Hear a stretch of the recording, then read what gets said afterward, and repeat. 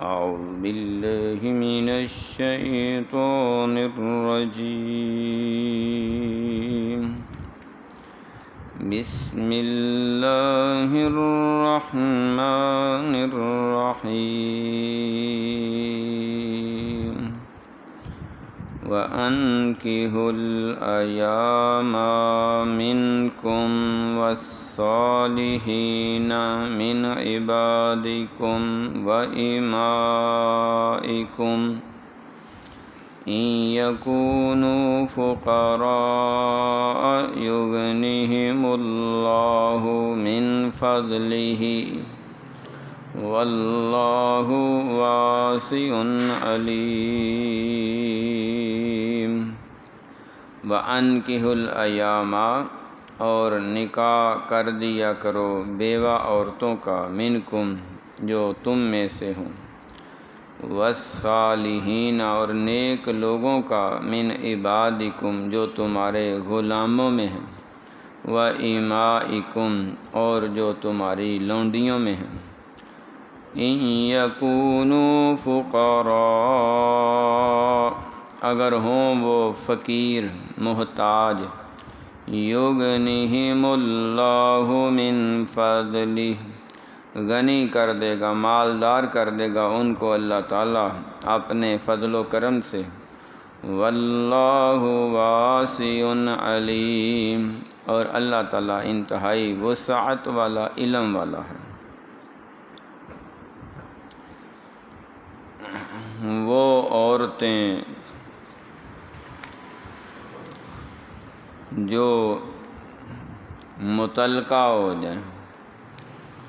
یا وہ عورتیں جو بیوہ ہو جائیں، جاہلیت میں ان کو اچھوت سمجھا جاتا تھا، کوئی ان کے قریب نہیں جاتا تھا، اور پھر ساری زندگی کے لیے بعد میں انہیں تنہا چھوڑ دیا جاتا. تو وہ بڑی ہی بے بسی، بے کسی، لاچاری اور مجبوری کی زندگی گزارتی. اسلام نے اور پیغمبر اسلام نے، دین اسلام نے عورتوں کو وہ حقوق فراہم کیے جو کسی دوسرے مذہب میں نہیں تھے. اللہ رب العزت نے اپنے آخری پیغمبر پر جو آخری کتاب نازل کی اس میں بھی، اور آخری پیغمبر جناب محمد الرسول اللہ صلی اللہ علیہ وسلم کی احادیث میں بھی اس بات کا واضح ثبوت ہے کہ وہ عورتیں جن کو طلاق ہو جائے یا وہ عورتیں جو بیوہ ہو جائیں، ان کے بارے میں مناسب قسم کے احکامات کیا، جس میں وہ اپنی بقایا زندگی باعزت شہری ہونے کے ناطے اطمینان سے اور کسی کے سہارے میں، کسٹڈی میں، کسی کے سرپرستی میں باحفاظت، باعزت زندگی گزار سکیں. تو جو متعلقہ طلاق یافتہ عورتیں ہیں ان کی مدت یہ بیان فرمائی کہ وہ 3 مہینے تک، یعنی اپنے 3 مخصوص ایام تک گزارنے کے بعد وہ کسی بھی نئی جگہ پہ جہاں مناسب سمجھے شادی کر سکتے ہیں. اور جو بیوہ ہیں ان کے لیے یہ حکم فرمایا کہ وہ 4 مہینے اور 10 دن تک انتظار کریں، اور اس معاملے میں اگر وہ حاملہ ہوں تو جب تک بچہ دنیا میں نہیں آتا اس وقت تک انتظار کریں۔ تو جیسے ہی بچے کی ولادت ہو اس کے بعد مزید 40 دن تک وہ کسی جگہ نکاح نہیں کر سکتے، چونکہ اس دوران وہ پاک نہیں رہتی، تو وہ جو ایام ہیں ناپاکی کے وہ گزارنے کے بعد کسی بھی مناسب جگہ پہ وہ شادی کر سکتے۔ اس معاملے میں جو ان عورتوں کے سرپرست تھے، اولیاء تھے، ان کے ولی تھے، وہ بعض دفعہ اپنی بیٹیوں کو یا بہنوں کو اس انداز سے روک دیتے کہ اگر وہ مطلقہ ہیں پھر بھی شادی نہیں کرنے دیتے، یا وہ بیوہ ہیں پھر بھی شادی نہیں کرتی تھی، تو گھر میں ہی بٹھائے رکھتے ہیں۔ اللہ رب العزت نے فرمایا وَأَنْكِحُوا الْأَيَامَ مِنْكُمْ، جو آزاد عورتیں تمہاری رشتہ داروں میں سے بیوہ ہو جائیں یا طلاق یافتہ ہوں تو ان کے خود نکاح کر دیا کرو، چاہے جائے کہ وہ خود اپنی ذات کا فیصلہ کریں اور گھر سے اجازت لیے بغیر، ولی کی اجازت لیے بغیر کسی اور کو، علاقے کے ذمہ دار کو یا عدالت کو ولی بنا لیں، تو اس سے بہتر ہے کہ ماں باپ یا کوئی بڑے سرپرست وہ خود ہی ان کا اچھی مناسب جگہ نکاح کر دیں۔ ظاہر بات ہے انہوں نے زندگی گزارنی ہے، تو اگر تمہارے پاس کچھ غلام ہوں یا لونڈیاں ہوں تو ان غلاموں کا ان لونڈیوں کے ساتھ نکاح کر دیا کرو۔ غلاموں اور لونڈیوں کا حکم یہ تھا کہ ان میں سے بھی پرکھنا ہے کہ نیک کون ہے بد کون ہے، تو اگر تو وہ بری عادت میں ملوث ہیں پھر نکاح نہیں کرنا، پھر وہ دوسروں کو بھی خراب کریں، اور اگر وہ نیکی میں شامل ہیں اور بری حرکتوں سے بچنے والے ہیں تو پھر نیک غلاموں کا نیک لونڈیوں کے ساتھ نکاح کر دو۔ اس میں حکم یہ تھا کہ جب تک دونوں میں سے کوئی آزاد نہ ہو اس وقت تک نکاح برقرار رہتا، اور اگر آزاد ہو گیا ہے تو پھر اس کی مرضی ہے، چاہے وہ نکاح رکھے یا توڑ دے۔ اس لیے اس دور میں نبی پاک صلی اللہ علیہ وسلم نے فرمایا کہ جب تم نے ایسے غلاموں اور لونڈیوں کو آزاد کرنا ہے جن کا نکاح ہو چکا ہے تو پہلے مردوں کو یعنی غلاموں کو آزاد کیا کرو، بعد میں عورتوں کو یعنی لونڈیوں کو آزاد کیا کرو تاکہ وہ اس کے نکاح میں رہیں۔ اگر پہلے عورت کو آزاد کر دیا تو وہ تو اس کے نکاح سے نکل جائے گی۔ ایسے ایک واقعہ ہوا، ایک بریرہ نامی لونڈی تھی، تو مغیث نامی اس کا خامد تھا، وہ غلام تھا، تو بریرہ پہلے آزاد ہو گئی۔ اب اس کی مرضی تھی کہ چاہے وہ اپنے غلام خامد کے پاس رہے یا نہ رہے، تو اس نے چونکہ پہلے بھی شادی اس کی مرضی کے خلاف ہوئی تھی، اب وہ نہیں چاہتی تھی، تو اس نے علیحدگی اختیار کر لی اور کہنے لگی کہ میں اس غلام کے ساتھ نہیں رہنا چاہتی۔ وہ غلام بدستور غلام تھا اور نبی پاک صلی اللہ علیہ وسلم کے پاس درخواست لے کے آ گیا کہ یا رسول اللہ صلی اللہ علیہ وسلم، میں بریرہ سے بڑی محبت رکھتا ہوں اور اس کے بغیر رہ نہیں سکتا، لہذا میرا اس کے ساتھ نکاح برقرار کرا۔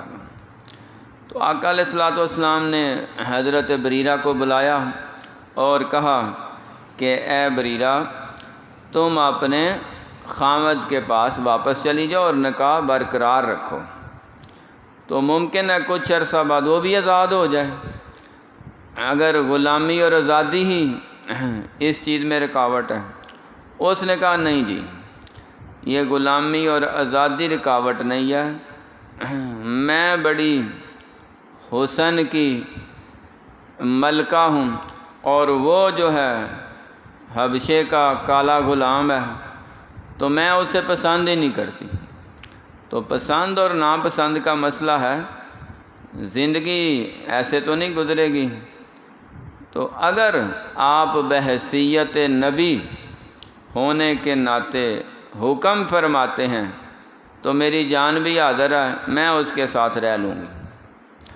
اور اگر آپ مشورہ دے رہے ہیں تو پھر مشورہ میں نہیں مانتی۔ تو آقا علیہ السلام نے فرمایا حکم نہیں، مشورہ ہے، کیونکہ قانون جو اللہ نے بنایا، اللہ کے رسول صلی اللہ علیہ وسلم نے لوگوں کو بتایا، وہ یہی تھا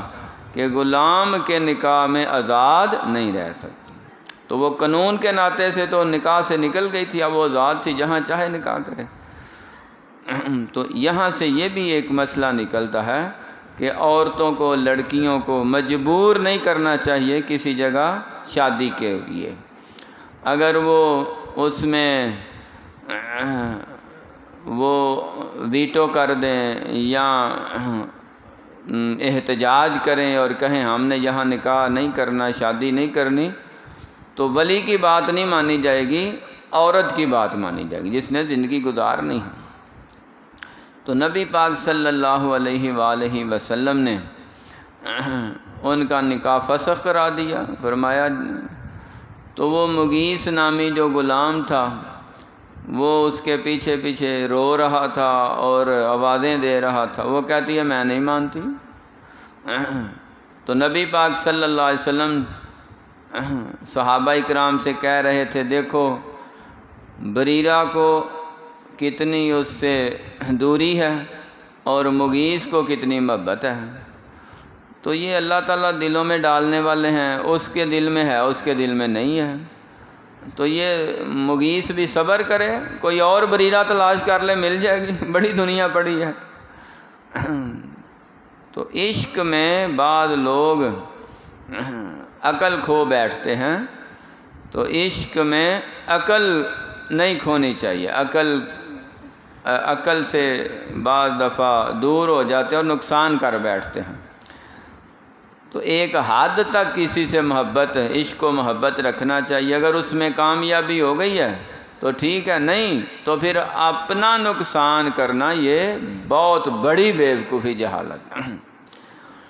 یا کسی کا نقصان کرنا۔ عموماً دیکھنے میں آیا ہے کچھ خودکشی کر لیتے ہیں یا اس لڑکی کو ہی نقصان کر دیتے ہیں جس سے نکاح نہیں ہوا، اس کے نکاح میں رکاوٹیں کھڑی کرتے ہیں، یا جس کے ساتھ اس کا نکاح ہوا ہے اس لڑکے کا نقصان کرتے ہیں،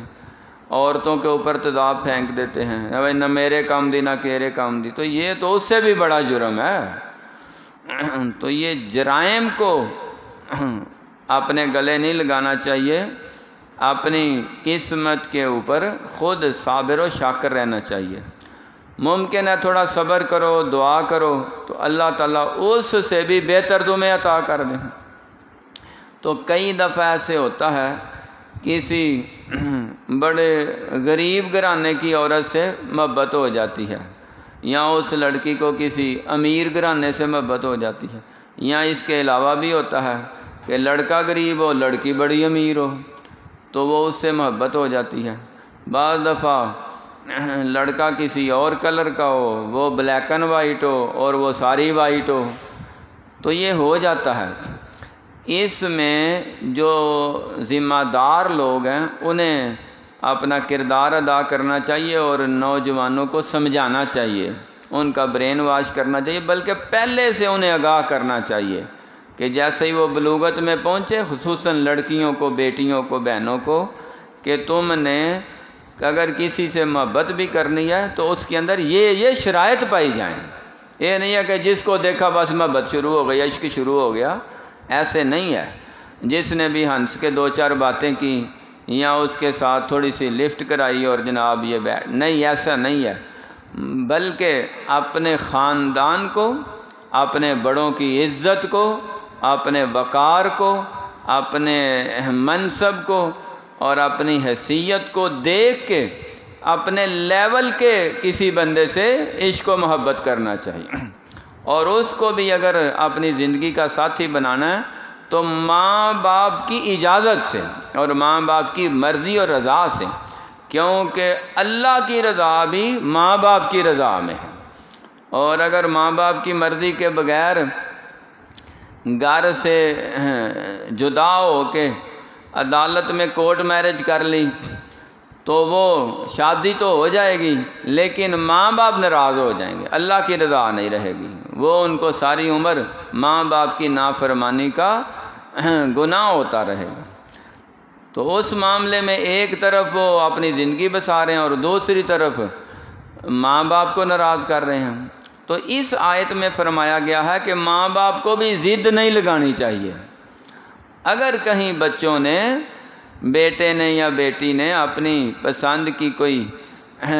چیز جگہ تلاش کر لیا تو پھر ماں باپ کو چاہیے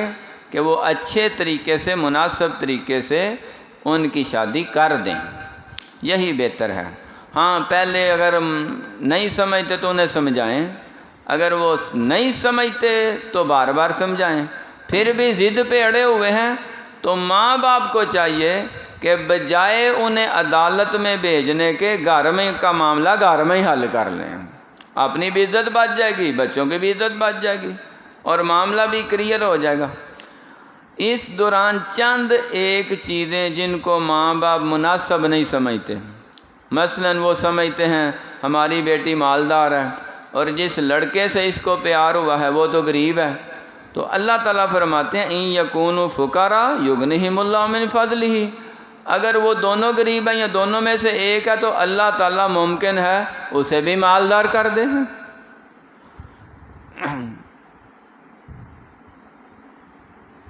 اور کئی دفعہ ایسے ہوتا ہے کہ جن امیر گھرانوں میں انہوں نے رشتہ تلاش کیا ہوتا ہے ان کے ساتھ صرف شادیاں ہو جاتی ہیں اور محبت قائم نہیں ہو سکتی، اتفاق سلوک نہیں رہتا ہے، ساری عمر لڑتے ہی رہتے ہیں، جھگڑتے ہی رہتے ہیں۔ تو شادی اصل میں ایک ساتھ نبھانے کا، زندگی بھر نبھانے کا ایک سمجھوتا ہے، اور اس کے ساتھ ہر خوشی غمی میں ایک دوسرے کا ساتھ دینا ہوتا ہے، نہ کہ صرف گاڑی کو چلانا۔ تو فرمایا اگر ان میں سے کوئی غریب ہے یا دونوں غریب ہیں تو شادی کرنے سے اللہ تعالیٰ مال دے دیتے ہیں۔ عموماً یہ بھی دیکھنے میں آیا ہے کہ بعض ایسے حضرات جن کو کاروبار نہیں ملتا، جب شادی ہو جاتی ہے تو پھر ذمہ داری پڑ جاتی ہے تو پھر کوئی نہ کوئی کاروبار بھی تلاش کر لیتے ہیں اور اللہ تعالیٰ دے ہی دیتے ہیں۔ تو پہلے وہ بے فکرے سے ہوتے ہیں، اب فکر لگ جاتی ہے، پھر بچے اللہ دے دیتا ہے، بچوں کا فکر، ان کا رزق لگ جاتا ہے، تو رزق وسیع ہوتا ہے۔ پہلے وہ تنہا صرف اپنے لیے کما رہا تھا، اب اپنی بیوی کے لیے بھی کما رہا ہے، اپنے بچوں کے لیے بھی کما رہا ہے۔ بندہ وہی ہے، پہلے وہ اپنی زندگی گزار رہا تھا، پوری فیملی کو چلا رہا ہے۔ اگر وہ شادی نہ کرتا، بیوی بچے نہ ہوتے تو ابھی تک اس نے وہی کھڑے ہونا تھا صرف اپنے لیے۔ تو رزق بڑھتا ہے، جتنے افراد دنیا میں آتے ہیں ان کا رزق بڑھتا ہے، اور دینے والا کون ہے؟ اللہ تعالیٰ۔ پھر فرمایا اگر تمہاری اولاد نہیں، کیونکہ ممکن ہے کئیوں کی اولاد ہوتی ہے کئیوں کی نہیں بھی ہوتی، یہ اللہ کی مرضی ہے، اللہ تعالیٰ بہتر جانتے ہیں۔ تو فرمایا تم کسی کو اپنی کسٹڈی میں لے لو، اپنی کفالت میں لے لو، تربیت میں لے لو، تو اس کے لیے تم کوشش کرو، اس کے لیے سٹرگل کرو، اس کے تعلیم و تربیت پہ خرچ کرو، اور پھر اس کی شادی کرو تو اللہ تعالیٰ اس کی اولاد دیں ہوگی، تو پھر وہ تمہارے گھر میں خوشیوں کی، رونق کی لہر بہر ہو جائے گی، اور اس بہانے اللہ تعالیٰ تمہیں رزق بھی دیں گے، رونق بھی دیں گے، اور اولاد کی نعمت بھی دے دیں گے۔ اگر اس دوران بھی نہیں تو پھر فرمایا جو غلام اور لونڈیاں ہیں نا، ان کو کہیں سے خرید کے گھر میں رکھ لو، گھر میں رونق ضرور لگایا کرو۔ غلاموں اور لونڈیوں کی شادی کر دو اور ان کو رکھ لو آپس گھر میں، چونکہ اب غلاموں کا سلسلہ تو نہیں، اب چونکہ غریب غربا طبقے اور بہت سے مزدور آدمی اور غریب گھرانوں کی عورتیں، اور پھر اس میں یہ گھریلو سرونٹ جو ہوتے ہیں، نوکر چاکر، گھروں میں نوکرانیاں ہوتی ہیں، ان کے آپس میں نکاح کرنے کا پروگرام بناؤ۔ اگر تمہیں اللہ نے مال دیا ہے تو ان کے شادی بیاہ پہ، نکاح پہ مال خرچ کرو، اللہ تعالیٰ تمہارا مال بھی بڑھا دیں گے، ان کا رزق بھی بڑھا دیں گے، اور اس دوران دیکھنا یہ ہے کہ وہ دونوں نیک ہونے چاہیے، نمازی ہونے چاہیے، عبادت گزار ہونے چاہیے، تاکہ نکاح کے بعد وہ کسی خرابی میں ملوث نہ ہو۔ ایسا نہ ہو کہ تم ان کا نکاح کرو اور وہ کوئی اور ہی کام کرتے ہوں، پہلے پرکھ لو ان کو۔ جب نکاح ان کا آپس میں ہو جائے تو پھر ان کے رہنے کا انتظام، کھانے پینے کا انتظام، جوتی کپڑے کا انتظام، ان کے لیے اگر تم انتظام کرو گے تو رب تعالیٰ تمہارے رزق میں برکت عطا فرما دیں گے، کیونکہ اللہ تعالیٰ سے بڑھ کے وسعت والا، فضل والا، علم والا کوئی نہیں ہے۔ تو جو احکامات، چونکہ یہ ایسے احکامات ہیں ان پہ عمل بہت کم لوگ کرتے ہیں،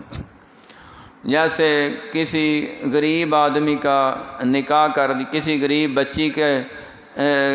جہیز کا سامان تیار کر دیا، اس کی شادی بیاہ تھا یا اس کی برات کے کھانے کا انتظام کر دیا، تو ایسے کام کرنے والے بہت تھوڑے ہیں۔ جہاں کرنے والے تھوڑے ہوں نا، وہاں اللہ تعالیٰ ان کو بے بہا نوازتا ہے، کیونکہ وہ نیک عمل کرنے والے تھوڑے ہیں، تو وہ جو سارا فضل و کرم ہے صرف ان کے اوپر ہی ہوتا ہے۔ اس لیے اس نیک کام میں ہمیں حصہ لینا چاہیے جس میں کرنے والے تھوڑے ہیں، زیادہ کرنے والے تو زیادہ ہوتے ہیں، تو پھر جتنی رحمت اور فضل اور کرم آسمان سے اترتا ہے وہ سب میں ڈیوائیڈ ہو جاتا ہے، اور اگر کرنے والے تھوڑے ہوں تو پھر ان کو اور زیادہ ملے گا۔ اس لیے اگر ہم صاحب حیثیت بھی ہو اور صاحب عقل و شعور بھی ہو، دونوں کو جانتے بھی ہو، تو ان کے نکاح کا دونوں کے گھرانوں کے ساتھ رابطہ کر کے خود انتظام کرو، لو بھائی اس لڑکے کا میں نکاح کر دیتا ہوں، اس لڑکی کا میں کر دیتا ہوں، اور جہاں مناسب ہو